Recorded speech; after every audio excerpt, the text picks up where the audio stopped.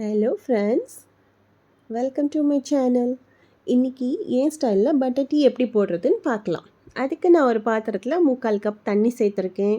1.5 teaspoon tea powder சேர்த்து கொதிக்க விட்டுருக்கேன். இது கொதிக்க ஆரம்பித்ததும் ஒரு 1/4 டீஸ்பூன் உப்பு சேர்த்து நல்லா கொதிக்க விடணும். இது நல்லா ரோல் பாயில் ஆனதுக்கப்புறமா 1 கப் பால் சேர்த்து நல்லா கொதிக்க விடணும். இந்த டீயோட பச்சை ஸ்மெல்லாம் போனதும் அடுப்பை ஆஃப் பண்ணிவிட்டு ஒரு பெரிய பாத்திரத்தில் வடிகட்டிக்கோங்க. பெரிய பாத்திரம் ஏன்னா திரும்ப நம்ம அடுப்பில் வச்சு கொதிக்க வைக்க போகிறோம்.